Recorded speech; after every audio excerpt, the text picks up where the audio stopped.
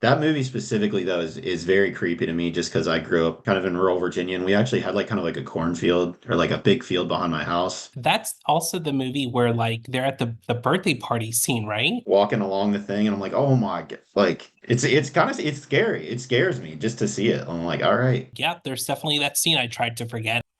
Welcome to Unshut, a place where if at any point you feel like you need to shut the up, don't.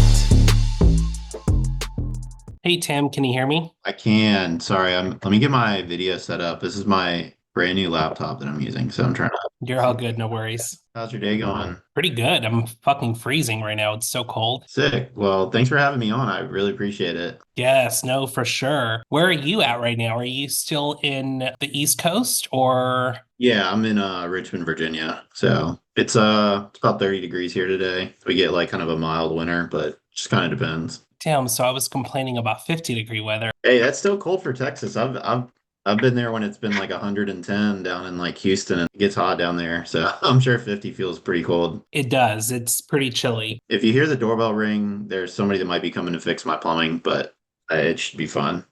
Awesome. No worries. Welcome, Tim. You are one of the members of Telltale. Can Yep. you tell everyone what you do in the band, how long you've been in the band, and all those good details? Yeah. My name's Tim Fogg. I play bass in Telltale. I've been with the group since like 2018. I do a lot of our tour managing. Like we're pretty self-managed these days, and do a lot of our booking too on the back end part. So I do a lot of the stuff that people don't see, but I do. It's fun to me, and then I get to play my bass on stage, and it's also pretty fun too. So. How long have you been playing the bass for? I honestly just picked it up when I joined this band. So I've been playing guitar since like 2010, quite a while. I got my first guitar when I was in high school. I'm more like trained on like acoustic and electric guitars, but there's just a need to fill a void for a bass player in this group when it formed. And I just decided, hey, you know what? Might as well try my hand at this and bring kind of a guitar player's perspective to the bass. So as I'm sure most bassists do, but it's been fun though. I have somewhere down here in my notes, which we'll talk about adaptability here in a little bit. I didn't know that fun fact about how you became the bass player for the band, and that's fucking cool. Yeah, appreciate that. Yeah, I just been playing guitar in a bunch of previous bands. I normally played like lead guitar. I'm not the most technical player, but influences were like Ramones, Blink-182, Sum 41, bands like that. It just came kind of natural to do like the power chords and stuff. When there's a need for a bass player, I was just like, you know what, I'll play my role and fit into this gap here. It allows me to focus more on plus more of the songwriting and more so on like the back end stuff that I like to do, like the management and the logistical side of things. So it was just a really pretty natural fit for me. It's great. Did you start off as like the guitarist in the band? They had a original bass player for like a couple months, and then they parted ways with him, and then I joined actually as the bassist. So I was never the I guess technically guitar player, but they wanted to keep it as like a four-piece thing. It just worked out pretty naturally. I just kind of found it was a good fit for everybody. Yeah, that's cool. Something that I love about your guys' band is that I can shuffle your songs on Spotify and it sounds like I'm listening to multiple genres, yet it still sounds like you. Is that something that was discussed in the group that you wanted to put out music that was very versatile in that sense? Or is that just the sound that just came organically with the group? Yeah, that's a great question. I think when we first started out, the band wanted to kind of sound like a mix of the story so far and counterparts. So like on our very first like EP, you can hear, there's a bit more screaming, it's a bit more melodic. And then as we kind of transitioned, we ended up shining with Sharp Tone Records in like 2018. And they kind of had a vision for us to kind of sound like Newfound Glory a bit, which is cool. We like that sound, but they wanted us to kind of sound like a mix between like that and like maybe a Data Remember, mixing some screaming, some other stuff. So for the Timeless Youth record, you could kind of hear where it sounds more of like a vintage state champ sound, I feel.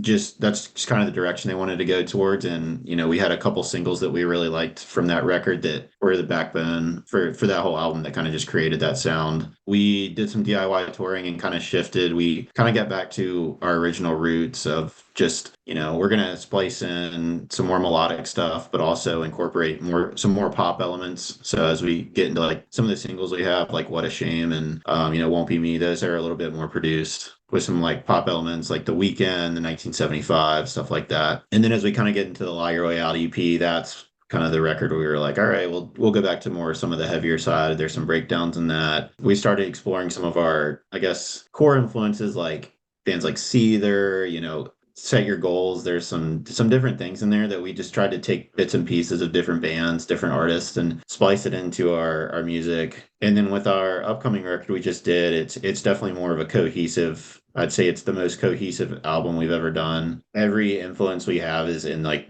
the 10 songs that we are about to put out. It's a really cool record, I think. We really modeled ourselves after like, Boston Manor or bands like that where they have such a unique sound when you cut them on that like that that's what the record's going to sound like or their band's going to sound like. So I'm excited for everybody to hear that, but yeah, I guess like at the end of the day what we grew up listening to and we want to incorporate more of a modern element to it. So, there's some dad rock riffs in there for sure, but they're going to be, there's going to be a modern tone to it. So No, that's great. And I think taking your listeners on that journey as well is what allows the versatility of being able to give so many options when you do a show, right? I've talked about this on the podcast that sometimes when you go to shows, it's the same sound throughout the entire thing. And so I think allowing yourself specifically in a band to play around with sounds with different genres of rock, whether it's rock, alternative, punk, pop, infusing it all together, you allow your fan base to grow and also to give everyone just a little piece of what they're looking for, you know? yeah, definitely. And we do tailor our set towards like, what other bands are playing with, what genre. It kind of depends on the city and stuff like that. But if we're playing a traditional pop punk or emo show or something, we're just gonna kind of stick to like the core songs that we have are kind of the hits, sprinkle in one or two songs to break down that, maybe the metalcore kid there can be like, that's what's up, or the hardcore kid or something, just appreciate it. Same goes for like when we play more pop shows, we'll do some of our more produced songs and might sprinkle in a heavier song, but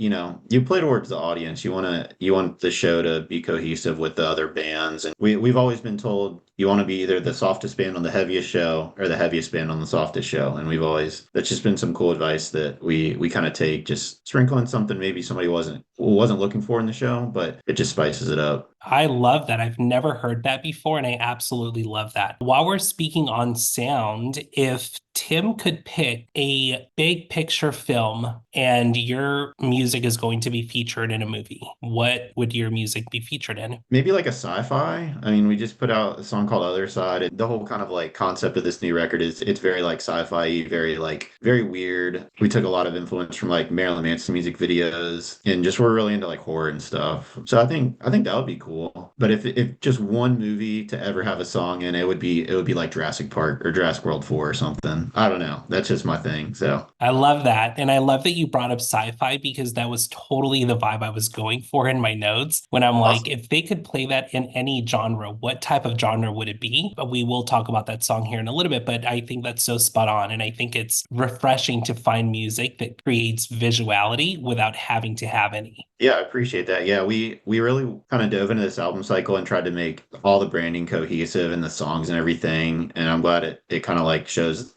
that that's what it is. But yeah, it's just like it's supposed to be kind of creepy and like unsettling, like the album art and the songs. And we're just trying to create like a unique whole package of what the album is. So that song kind of kicks it off. So that's sick. Yeah, that's amazing. And so you said you're like a Jurassic Park fan.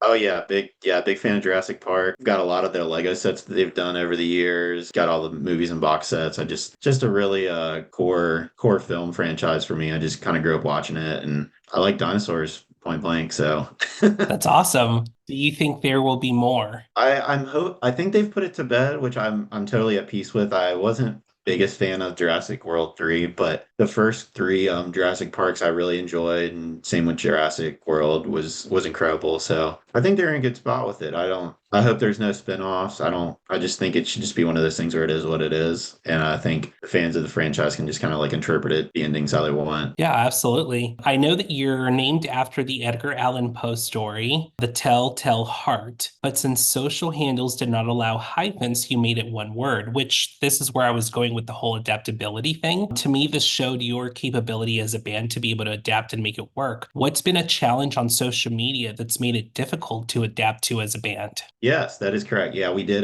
take out the hyphen in the name. One challenge we've had on social media is like Telltale Games, which did like the Walking Dead series, is always people always find that funny for some reason, which is fun with us. Yeah, TikTok is always our number one thing that we've definitely struggled with. I think when that platform was introduced over the pandemic, we were kind of like in between like kind of like in a limbo state. We were working on like a new record deal and everything. I just didn't see the point, or I guess we didn't really see the point of just like putting out constant content when we didn't have anything really to push, like musically. Like we weren't really sitting on a new record or anything to like, oh, let's like tease stuff. Like we're good at teasing things and, creating a aura about that. But like we didn't have anything to do that with. And I truly didn't believe that TikTok was going to be as big of a platform as it is. And I'm not super big personally into like content creation and stuff. I'm more of like a, let's go to a show and hang out type vibe or, send off some funny tweets. That platform's never really spoken to me. And I think we've kind of missed maybe the wave of some of like the artists that just completely went from 0 to 100 on the like in our scene. And it's awesome that they've been able to utilize the platform the way that like they have. Cause when I go to shows now where they're TikTok oriented band or something, like they have a lot of TikTok fans, all the kids at the shows will be people I've never seen at shows. It's just very interesting to me that this entire separate scene of kids growing up they went to local shows, and then there's the kids that found the bands on TikTok have never interacted basically. So it's cool. Hopefully in 2024 we can get a little better at TikTok, but we'll see. Something I've noticed with talking to band members and independent artists, a lot of the TikTok following was not translating over into their other social media following. And it also was not translating over into streams. I don't necessarily hate on the bands or the artists that did not take advantage of TikTok when they started, because if you really think about it, how fast you go from 0 to 100. You don't really learn to manage it. You don't really know how to capitalize on it because of how quickly it takes off. And I've noticed that with a lot of artists, they'll have 150,000 followers on TikTok. They're getting millions of views on their videos. Then you go into their monthly listeners on Spotify, it just does not match. Sometimes I think you have to allow the creativity of the music to still continue to get put out there. And yes, social media is a big platform to distribute your music, distribute your brand, and that's great. But in a way, I do find it refreshing for the ones that don't, because it is also how you allow your creativity to come out through your lyrics, through your music, without having the push of having to do something for social media. Yeah, definitely. I was going to say, to piggyback off that, I work in a music venue here in Richmond called the Canal Club. It's like a 750 cap room. The past year we've had a lot of artists where it might be their first tour, first headliner tour, and they really took advantage of TikTok over the pandemic, or like that literally is their entire platform is TikTok. And it's just super interesting because you don't really know how many tickets they're going to sell, or like who's going to show up to the show. What type of audience is it going to be? Is it going to be literally 12-year-old children, or is it going to be adults? Like, I don't know until they come to the door at the show. And two artists that have just like crushed the difference between like taking their TikTok following and taking it to now they really have tons of bodies at shows is like Arrows in Action and like Honey Revenge. Like absolutely crushed it. Good friends of mine. And like I just think they're doing the thing. Like they literally took the platform and used it to its full advantage. And now all those people listen to their band, they're buying merch at shows, they're coming to the VIPs, and like I mean they did it. Like it's just incredible to see stuff like that where they used the whole aura of TikTok, and now they're like killing it. So Yeah, that's amazing. Is there a Telltales song that you thought deserved a little more love? Not that I think artists ever put out music like this is the one, right? But yeah. even for myself now with, starting this podcast a few months ago, sometimes there are things that I'll put out, even if it's like a teaser, a trailer or something. And I'm like, oh, this one's going to be it. This one's the one that's going to get so many good views. I post it, I get fucking zero. And then I'll go and be like, I'll throw my hands up and be like, you know what? I'll just post this just because at this point, like, who gives a fuck? And then Yeah. that's the one that ends up doing fucking incredible. Has there ever been a project or anything that you've put out that did not receive enough love? Yeah, it's so funny you say that. So, like, when we're in the studio, we'll, like, the record we just did, we're like, yeah, I think this song might be the weakest one. It's just the ironic part of, like, you put so much into, like, the art, and same with, like, your visual stuff and, podcasts and everything. You put so much into one piece of content, it kind of flops. And then the stuff that you had already written off is like, this isn't going to do anything. That's the one that, like, for some god awful reason, it just works out. So it's just the irony of it. It's just the irony of like doing art. Like I feel it's just you just never know what's gonna happen. But Telltale song I thought deserved more love. Maybe Slow Burn off of our last record, Lie Your Way Out. I just think the chorus of that's really good. It's like our take on an environmental track. When we were recording it, the Australian wildfires were happening, so we were like we just kind of honed in on that. It was just right when the pandemic started, actually, like a week before the pandemic started. So like things were already a little murky with that. I really like that track, and then maybe like Letting Go off of the Timeless Youth EP. I just thought that was like a different song for us that I would have seen. I like to play that live, so I just would have thought it hopefully would take off, but it didn't really. So That's awesome. And who knows, yeah. maybe after this, people will be like, well, let's go fucking show it some love. You never know. Like, I mean, internet's crazy, so I mean, that'd be sick. But you're absolutely right when it comes to artistry. What we overthink a little bit ends up becoming like the biggest flop. Yeah,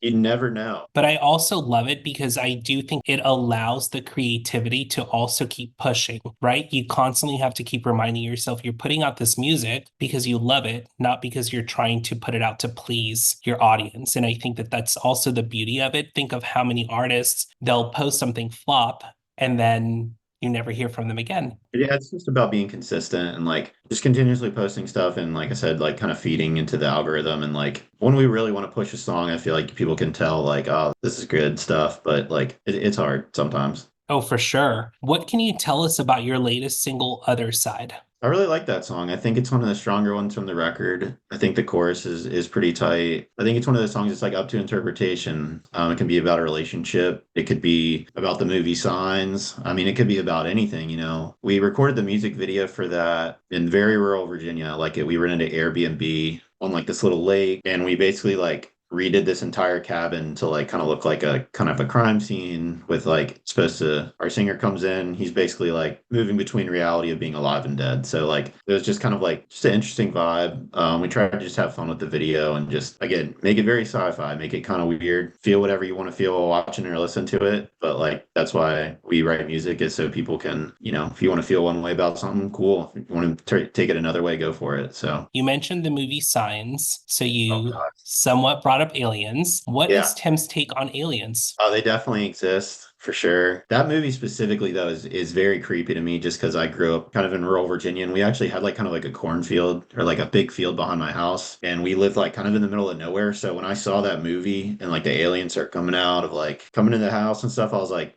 wow, I'm gonna die tonight. Like it was truly like a traumatizing movie to me. But I feel like there's got to be something else out there than just us. But I guess time will tell. I don't know. I wish I was a government official so I could tell everybody what's up, but that's never gonna happen. So, Absolutely. That's also the movie where like they're at the birthday party scene, right? bro, Like every time I see that, it's like I somebody posted on Twitter and I was like, this is actually triggering to me, and I can't explain why, but it's just like that little guy walking along the thing, and I'm like, oh my God, like it's kind of it's scary. It scares me just to see it. I'm like, all right. well, I mean, you said trauma, and going back to that movie, I'm like, yeah, there's definitely that scene I tried to forget. It's one of those scenes that's so eerie, and I just remember watching it when I was younger, and it, like you said, it traumatized the shit out of me. I was terrified. I don't know, and it's just that one specific scene. I don't know if they just did such a good way of capturing that, like the aliens that had landed are like human or whatever it was, but like it was just so humanized that it was like, oh wow, that could be for real. Like that's real. And then I don't know, it's just weird. I always tell people that I have these conversations with, it's always scarier to me the people that believe there's no possible way. To me, the Yeah, people that are that boxed in, those are the people I'm scared of. Me, I am like, nothing would shock me. Like anything yeah, could come out right now or even stand in front of me, and I wouldn't be like shook. I would be like, yep, all right, it exists, yeah. it's real. Yeah, exactly. Yeah, that's some. Yeah, the people that like they're like, oh, that's not a real thing. I'm like, well, to me, that just shows you have a closed mind and not too big of an imagination to. So you, I don't know. Yeah, 100%. What is Tim's take on, just because you mentioned it, so I'm kind of just going on the fly of the conversation right now. What happens after we leave our physical form? I grew up in like a very religious household, so I guess I would be inclined to say you would go to heaven, but I don't. No one knows the answer. So like to me, like all of our souls have energy. The energy has to go somewhere. I don't know where, but I feel like when you're in a room and somebody passes away, whether it be like an elderly person, you can kind of feel like that spirit leave. I don't know where it goes. I mean, I would love to know that, but I guess it's always going to be the world's biggest mystery. I always think like if everybody knew what actually happened when you died, would there really be like civilized society and stuff? Or does like the fear that there is like a hell and a heaven create boundaries and stuff and rules I don't know. It's just an interesting concept to me. No, very interesting. And if we had those answers, would our lives also be meaningless, I guess? Right? Like if Yeah. we knew we had do-overs, like if we knew, would the meaning of life be so careless and so different if we knew what did happen afterwards? Yeah, just like it's in the Bible that if you kill yourself, you go to hell. Well, what if you kill yourself and nothing happens? Is the suicide rate more inclined to go up because people are no longer scared that like there is a repercussion for that? I don't know, but like it's just an interesting thing to think about. That could be the reality that maybe organized religion or something has shaped societal morals. I don't know. It's I like would, you said, it's the biggest mystery of all. yeah. So one day we'll know. We'll both know at some point, but not Yeah. hopefully not there tomorrow or anytime soon. Absolutely. But I do love there is a norm in talking about this a little bit more because I do think sometimes taking the fear out of it also takes away the power of it. And I do believe we are a source of energy. And so I think giving it a power of fear, it really does weigh us down. So I think being able to just talk about it, putting music out creatively that does touch on the subject a little bit, I think it's so healthy and I think we need more of it. Nice. Yeah. Yeah, for sure. Yeah, we actually have a song on this upcoming album. It kind of tackles just like we're kind of all religious and upbringing, but have kind of like strayed away from like organized religion. But it's called I've Given More to a Lesser God. And it's basically just us questioning kind of like exactly this conversation, just like I don't know what happens basically, and nobody kind of does. So it's one of my more favorite songs on the record. We've never done a religion-based song, so like I don't know if people are gonna be like, "Oh, that sucks" or what, but like it was just something that was like kind of true to us when we were in the studio. So No, I am so excited to hear it because it's okay to question it. So I grew up in a religious household too, and I think that a lot of things in life you weren't able to question when you were younger. Why is the sun hot? Because God made it this way. There was always like no really reasoning behind it. And I think at an early age that almost not trains us, but grooms us to like not ask those questions. And so I think now that when we're older, I love that we're able to ask those questions. And I think it's also great to believe that, listen, like it doesn't matter what God you believe in. If your God is as good and powerful as you believe he is, why wouldn't you question him? Wouldn't you think that someone that powerful who was able to create us, who were like the most beautiful pieces of art, not want us to come to him and trust that we can have like those open conversations instead of just believing what we're told? yeah, I totally agree. It's almost one of those things like once you open the box, like, what's inside the box. Like I don't know. I kind of explored just, different things in like in college as far as, got into Rage Against the Machine and then politically that kind of like broadened my spectrum, which brought in, everything else. And it just kind of like opened my mind to different things and like, other people's views and stuff. And it was just very beneficial. And I never really thought about how closed-minded had thought back when I was like, growing up, like different things that seemed like the norm, but in reality now I can see that that's not the norm for most, regular people. So it's just very, very wild. We talked about that earlier today about being able to give different types of audiences a listen. And I think with, that track that you mentioned, I think it's awesome. I think that's going to be another set of listeners in just this one album? Yeah, hopefully so. Yeah, I mean, again, we're not trying to be anti-religion band, but I just think like sprinkling in some core things that have just been on our mind. That's what we try to stay true to the art. I don't censor anybody in the band. Like we just kind of go for it, and we all are like, this is this type of song we want to write. And so like, I already know people are going to be pissed off by it. I don't really care. That's what making music's about. So. Absolutely. What can you tell us about your next single, Cardinals? It sounds pretty sick. We wrote that one when we were on the road. The title Cardinals is the state bird of Virginia. So wrote about kind of flying back home. And it's just about like missing your family and friends, missing events, missing funerals and birthdays, and just wishing you could be there. But like, we're playing shows or on tours or doing whatever. And I guess that song's more for us than it is for the listeners, to be honest with you. I think the chorus is super catchy though, so I think people will enjoy it. Like that missing factor, specifically if you're like, let's say in a relationship, being able to miss them, I think it's so healthy. Yeah, I think hoping things stay the same when they'll never, it's not. People grow and move on. A month on tour is still a month at home. Like stuff's going to be different. And it's just, we're all in like long-term relationships and stuff. I'm married and our guitarist is married and stuff. So it's just like, kind of just like an ode to like, I hope we're still cool basically.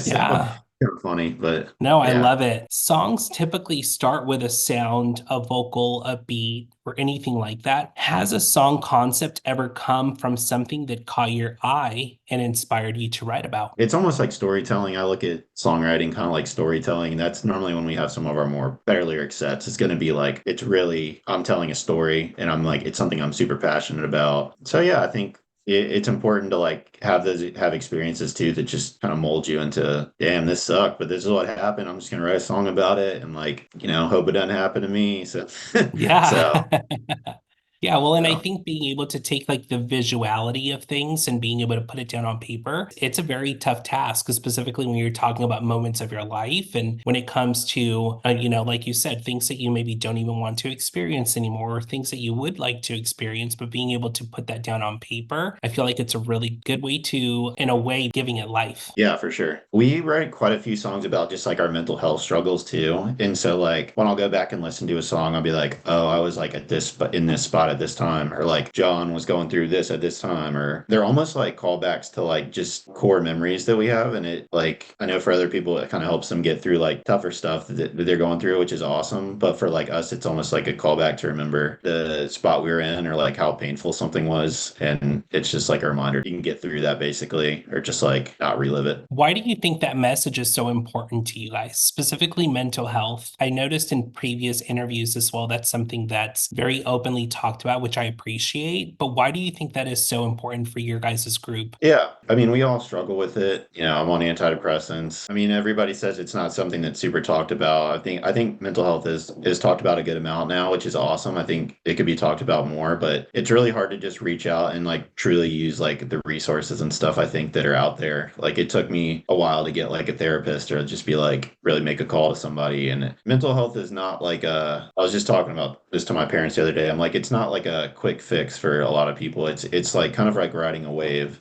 So like some days you're going to be up, some days you're going to level out, and then there's going to be quite a few days where you're just down, and that's just the reality of it. But it's like I hope people can take solace in our music that hopefully we can be like an upper for them essentially. Yeah, shit sucks sometimes, but like hey, it sucks for us too, and here to help you out. Here's some emo songs, and I hope your day gets better, and take care of yourself basically.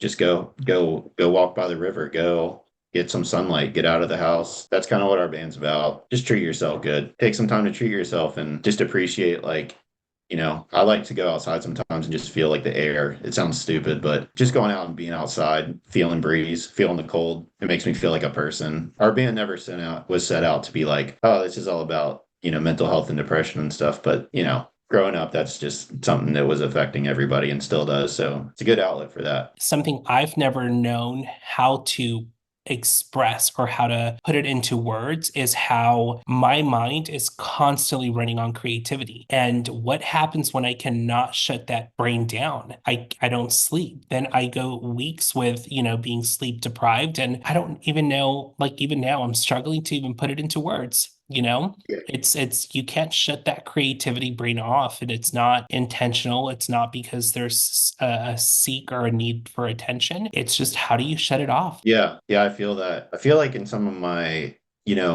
weaker days, like even now, like if I'm really struggling mentally and I feel sick, I'll just go take a journal out to literally like just the most private area I can find in like the city, and just like a nice view of something, and I'll just start writing. And that's where a lot of our lyrics and stuff come from, or a lot of my lyrics that I contribute come from. It's just like being absolutely like in the worst possible mental spot. And I just think that just putting stuff to like the pen to paper, just writing it out makes me feel a lot better. And just like, I hope people can relate to like some of our darker songs and stuff. People have reached out and said like, that really helped me out. And I mean, at the time that was only supposed to help me out, I was just out there writing. So, but yeah, it's hard. I feel like it's very hard to be like a creative person and kind of suffer through that. It's almost like crippling most days. So yeah. Yeah, I related a lot to what you said about going out and feeling the air because I have been telling so many people for so many years when they ask me like about religion or anything like that, like the outdoors is truly like my place of worship. And it's because it really is where I'm able able to, like you said, feel like a person, especially when I am constantly running on creativity, when I'm constantly running on just not being able to shut my mind off, being able to take that step back, go outside, really does allow me to feel like a person. Yeah,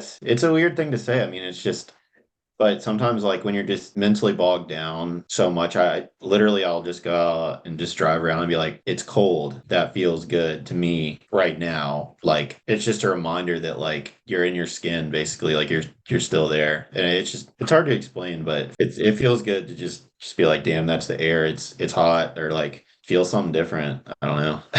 I love that. I love that a lot. You've been to California, but you've also been to Texas. I noticed you guys did Hell a show yeah. like in Midland or something, right? Yeah, I love Texas. Can we settle the debate on which is better, In-N-Out or Nasty Burger? And by Nasty Burger, I mean Whataburger. I knew you meant that. I knew you meant it. Oof. Yeah, I think so. We went to Whataburger back in April. I think their burgers are not great. I think they're like instead of being like a thick patty, I think they're more the wide ones, if I remember right. They earned some points with me though, because they had a Dr. Pepper like milkshake thing or something going on. And that's my favorite drink. That shit was great. Other than that, I'm probably taking In-N-Out. I think I just like how they all dress up in their little uniforms, to be honest with you. It's very retro themed. The menu's super small, which I actually appreciate. To me, eating at In-N-Out is like I'm on the West Coast, and being from the East Coast, it's like, hey, we're over on the West Coast. Like I'm having a great time normally. So yeah, well, I think I'd have to just pick them over Whataburger, unfortunately, but it is what it is. Awesome. So we can wrap this up. It was so nice to, I'm just kidding. I'm Wait, from the which one do you West, like?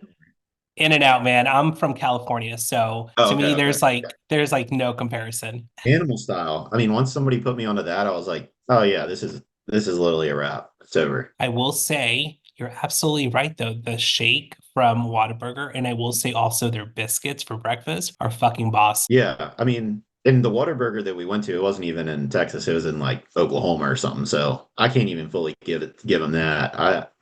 So You did a tour in the UK in 2023. Any plans on going back? hopefully soon. Yeah, I think the plan is to get back later in this year. That was just like an incredible experience though, just to meet people, like meet a different sector of like, English speaking folks mostly. And we got to go to all different parts of the country, went up to Scotland and, up and down the whole country. And it was just so cool to hear the different dialects. I realized I speak very fast in comparison to most British people and I have a Southern accent. So it was just kind of funny to just feel like, hey, I'm in the minority out here and I sound like a bum. So I just really enjoyed everything out there though. What will touring look like in 2024 for you guys? We're still working on a couple things, but I know we'll be back to Texas at some point. We'll definitely do a full US or two at least. We always like plan it, come and take it live there in Austin. I don't know if have you been there before? I'm assuming probably. To where? Come and take it live. No, I haven't. Dude, you should check it out. You should check it out. It's probably one of my favorite music venues in the whole country, actually. It's just like a big like the walls are made of like really nice wood. I don't know how to explain it other than it's just really cool. Like it's just so Texas to me. There's like the logo's like a gun and it's just or cannons or something. It's just like, oh yeah, brother, let's go. So When you play there, I won't say if, but I'll say when. When you yeah. do, I'll come by and I'll bring you In-N-Out. And I will put you on the guest list and we can hang out. I will make you that promise. That'll be fun. Awesome. And who knows, maybe I'll be nice enough to like give you a Whataburger shake with your In-N-Out meal. There we go. Don't tempt me. You don't gotta go to two places, but I'll definitely take that In-N-Out. I didn't even know y'all had that in Austin. Yeah. Can you respond to anyone who's been to your Instagram and wondered why you don't post much? Yeah, I don't like social media. I actually I used to post like quite a bit. I used to be very active, I think probably 2021 or pre-pandemic. Honestly, I was extremely active. I really cared about my social media image. I did have a lot more photos on Instagram. I was pretty active on like Twitter and stuff. And I just think as I've gotten older and just the band has kind of like gotten a little bit more serious and stuff, I just kind of dialed back. I don't find myself as creative to post things, which sounds sad. It's probably some form of something weird going on with me, but like I just don't find it in me to post too much anymore. So I'm more of one of those people that like I have a lot of people's phone numbers, and like when we play shows or tours, I just love to hang out with people in person. That's just like who I am. Get together, people hang out in the green room and stuff. And I don't know. It's a good question now. Some of my friends have asked that, and I say I just don't care. Like I don't know. I will say there is definitely value in wanting those in-person experiences rather than oversharing yourself on social media. I think that it does also gives Tim this mystery. And I think that when you do reach out and you do give yourself to the people in your circle, whether it's, your wife or your family members, when you're not giving it out to, let's say, social media, it's more intimate. So I respect Yeah. that. Yeah, I've had people overstep to bound a lot of boundaries as far as like sharing certain things about the songs and stuff like that, or just like my some of my interests that I used to post. Like I always post about like Legos, I like other things, and just people just take it too far and run with it. And I don't know. I'm just more of like a person that likes to keep to myself now, just because I don't want to overshare with like literally random people anymore. But I guess that's just a tribute to kind of growing up or something. I don't know. No, But yeah. absolutely. And not necessarily just growing up, but also valuing who you give your intimate time to. And I think that I'm sure for the people that do wish they could see more of Tim on Instagram, right? When you Yeah. do give them that, hey, how are you doing? Or hey, happy holidays. Hey, happy new year. They feel a little bit more special? Yeah. Do you have Instagram? I'll throw you a follow, even though I don't super active. Did you follow me? I feel bad. I don't go on here too much. I only follow the band. Honestly, something that I have with a lot of the interviews I'm doing, I Yeah. want to have open conversations with people, but more importantly, I think that I don't want people to feel obligated. And so I Yeah, don't no, go you're on there good. and be like, hey,